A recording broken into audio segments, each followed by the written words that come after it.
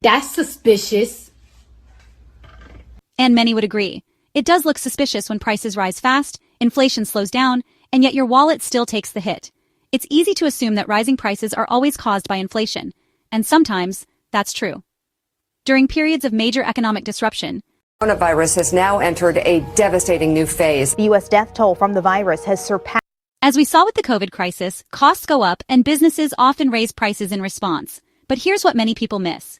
Even after those pressures ease, prices don't always come back down. Inflation may cool, but the higher prices often stay, not because costs remain high, but because companies choose to keep them there. What began as a reaction to rising expenses becomes a strategy to protect and grow profits. And that's where the story shifts from inflation to corporate pricing power. In this video, we'll show you the data and how corporate profits become the silent force behind high prices. Then, we'll break down real-world examples of companies that kept prices high even as their costs fell.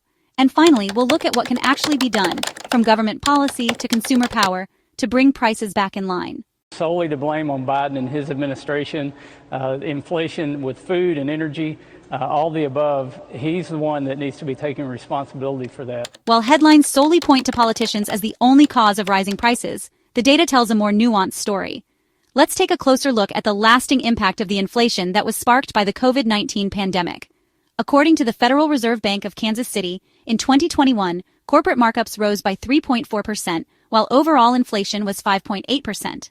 This suggests that markup growth may have accounted for more than half of that year's inflation. Right after the pandemic, people expected prices to rise. Businesses were facing real challenges like labor shortages, shipping delays, and expensive materials. And for the most part, the public understood why things were getting more expensive. However, many of us didn't have the full story. Between late 2019 and mid-2022, corporate profits were responsible for over 40% of the overall rise in prices across the economy, a sharp increase from the historical average, where profits typically account for just 11 to 12% of price growth. Many companies raised prices in anticipation of rising costs, but the data shows they kept those prices high, even after their input costs went down. In other words, they began making more profit on each product and chose not to pass savings back to consumers. Even when it costs companies less to make their products, prices don't always go down. Oh my God! What is that? In many cases, businesses keep prices high even after their own expenses drop. And that's a big reason why everything still felt expensive for the average person. We view a little bit of inflation as always good in our business. We would expect to be able to pass that through. During the pandemic, Kroger raised prices and cut back on promotions to manage rising costs from supply chain disruptions and labor shortages. But even as those costs began to ease in late 2021 and 2022, prices remained high. Kroger didn't pass the savings on to consumers. Instead, they maintained elevated prices, expanded margins, and reported stronger than expected profits. Their private label products, which offer higher margins, played a key role in this strategy. Kroger even increased dividends and stock buybacks, showing that cost savings were used to reward shareholders, not lower grocery bills. Other companies followed a similar strategy. PepsiCo, for example, raised prices by 15% in back-to-back quarters, even as their costs actually declined. Their CFO even mentioned they might increase margins during the year. General Mills credited a 16.5% profit jump to what they called smart pricing. Carvana, on the other hand, lowered its cost per car by $1,000, but kept car prices high, increasing their margins by 30%. What's the reason? What was the reason? As Cardi B would ask, what's the reason?